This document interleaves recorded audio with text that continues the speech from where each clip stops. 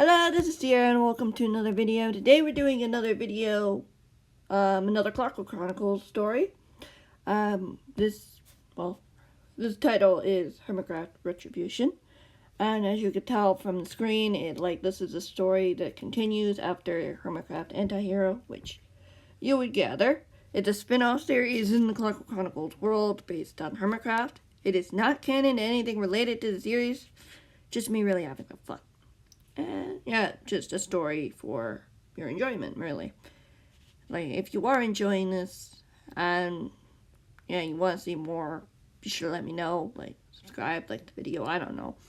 Yeah, some people like to just listen to these, just have them in the background, which is absolutely fine by me. Yeah, the first part of the book, the novel, yes, it is a novel, is going to be Grian. There will be others, some of them not hermits. Most of them are hermits, though. Mainly because, well, you'll see. I took some inspirations from Rick Riordan's Sun in the Star, a Nico D'Angelo story. If you've read that book, you might be able to figure out where I'm going with this, but yeah, if you don't worry about it. You can come back at a later time and you'll figure it out. You'll figure out what I did. But yeah, anyway, I did take some inspiration from that. Not a bad story. It's fairly good. So, yeah. Let's go right into the first chapter. No, only chapter for today. Because I want to do every chapter for every week now. So that we have more time. Yeah, because I'm going into school tomorrow. So, yeah. I want to get a little ahead and have a little bit stockpiled. So, let's get to it. Chapter 1. Grian quietly climbed out of bed, looking around the room. It was fairly large, with beds placed against the walls and stairs. The room was made of oak, wood from the floor, walls, and ceiling. In the middle of the room was a glass cylinder filled with water. It didn't take him long to realize where he was. He was inside Stampy's house, in the lovely world. How had he gotten here? He could see most of the beds were occupied, seeing Caitlin, Haley, Isaac, and Blake sleeping on the far wall near the storage room. Impulse, Gem, Tango, and Beat-Ups slept in beds leaning against the stairs in front of Henry and Hilda's room. He glanced to his left, seeing Scar, sound asleep in a bed beside him, his wheelchair between the two beds. He couldn't see where any of the adult projectors could have gone. There were a few unoccupied beds. He was sure they weren't far. Was Kate in here? Guilt pricked the hermit's heart, glancing down the hall. The living room door was open slightly. Was Sam in there? Grian knew the boy wouldn't be far from Stampy, seeing as the last time he'd been here he'd slept outside of the cat's bedroom. A lump formed in the hermit's throat. Was Sam keeping an eye on Liam? Taking care of him? Grian pushed back tears as he stepped away from his bed, hearing a groan as he glanced over in time to see Scar roll over in bed. The hermit looked peaceful. Grian was relieved to see him, but when had he gotten here? Had Doc sent him over after Grian had disappeared? The hermit swallowed, his memory starting to come back to him. Impulse, Beat-Ups, Isaac, Haley, and Caitlin had been taken to the same place he had been held. They'd been captured. Campbell had wanted him to talk, to tell him about where his friends were. Grian shook his head, remembering the face of Julius looming over him, remembering the look on the boy's face. Stuart had wanted the boy to hurt him, wanted the hermit to suffer for not cooperating. He could see the glint of metal in the boy's hand, seeing the defiance on the boy's face. He said no. He remembered the pain, seeing Impulse standing in front of Haley, protecting her from Stuart, who Campbell had ordered to eliminate. He remembered hearing Beat-Up's cries, pain, and agony, hearing Stuart's thoughts as they had been written to shock him. Grian looked over to see where Impulse was lying. His back was facing toward him, his breathing steady and slow. Grian rubbed his temple gingerly, still remembering the loud hum that echoed through his mind, silencing every thought. The memory of the pain faded, his attention redirected by the sound of voices coming from Stampy's bedroom. Curious, the hermit walked toward one of the oak doors. As the voices grew louder, he recognized the cat's voice instantly. It sounded confident and empathetic. I suppose each experience is different, Stampy replied to someone as Grian peeked into the room. His heart skipped a beat as he saw who was sitting beside the cat in the bed.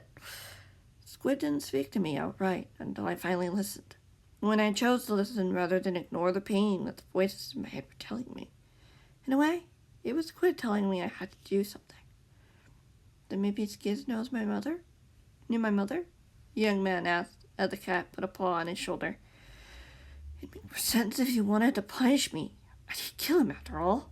The cat chuckled. I never said it had to make sense, Julius. But if it is possible, how do you think you could figure that out? I could ask Rose, Julius said hesitantly. You could, Stampy nodded. But she isn't the only one who might know. Tango doesn't trust me. I doubt he told me anything. Julia's shoulders slumped. What about Impulse? Stampy offered. He was Kiss's best friend.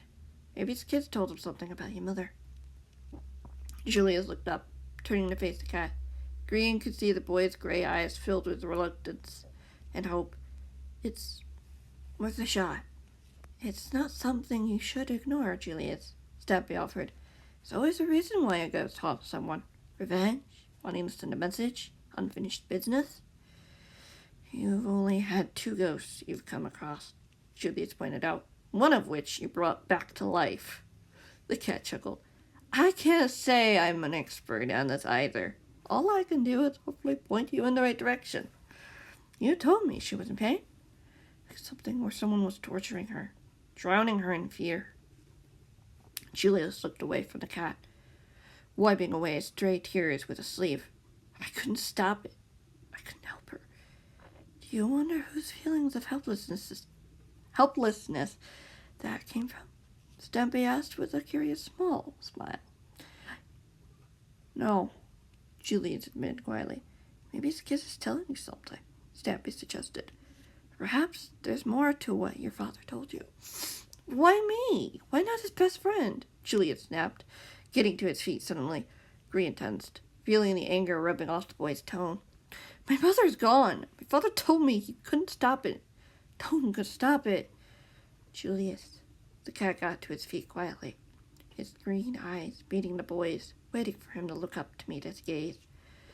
Not everything is black and white. Not everything is as simple as true or false statement. As a true or false statement. Your father might be right that he couldn't stop it, but maybe he wasn't truthful about what happened to her. Julius's bottom lip quivered. I don't know anymore. Maybe you can see if Impulse knows something to start. Stampy replied softly. If she's out there somewhere, wouldn't you want to find her? Of course, Julius insisted. But ghosts don't haunt people for the fun of it, Julius. Stampy chuckled.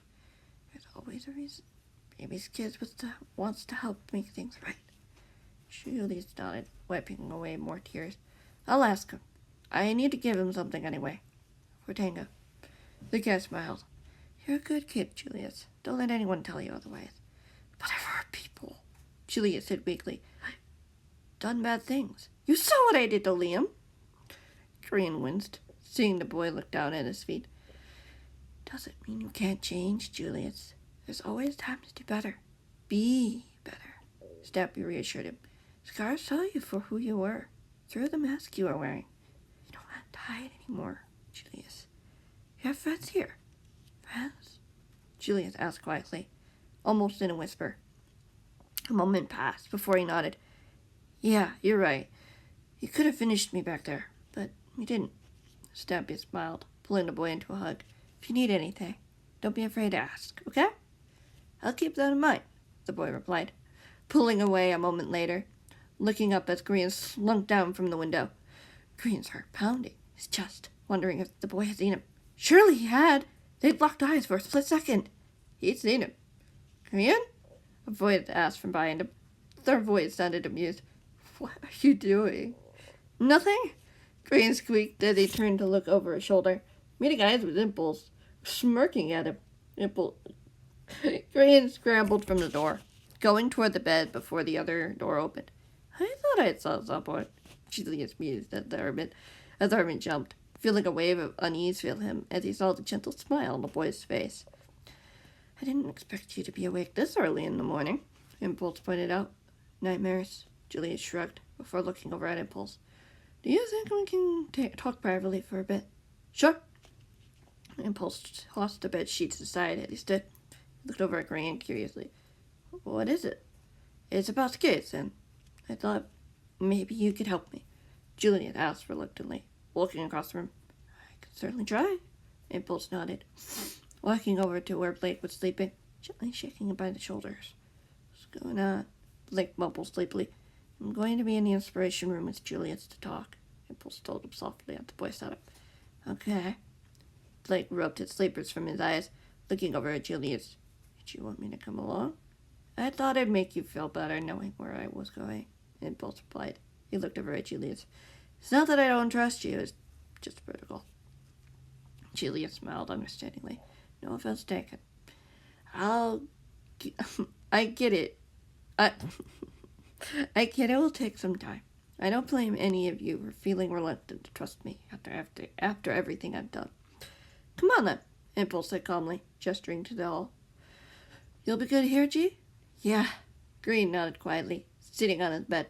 Liam's in the living room if you want to hang out with him for a bit, Impulse told him simply. Sam will need to have a break soon anyway. He's been there all night, Julius frowned. Every night since we found his brother. Impulse nodded. Sometimes Haley helps with the shifts, but I don't want her to rest for now. Thanks, Impulse. Grian nodded. He eyed Julius before adding, I hope you find what you're looking for. Thank you. Julius nodded respectfully. Did you sleep well? Yeah. Grian smiled. No nightmares. Let's hope it stays that way. Julius frowned, before nodding again, disappearing with the hermit and his cousin into the hallway. Grian watched them curiously, perplexed by what the boy had said. Then again, the boy knew a lot about how those headbands worked. Julius probably meant what he said. The nightmares wouldn't be over yet. Grian shuddered at that thought, but then brushed it aside. He would be fine. That's going to be it for this episode. I hope you guys enjoyed. Yeah, chapter 1. See you in the next one, whatever that might be.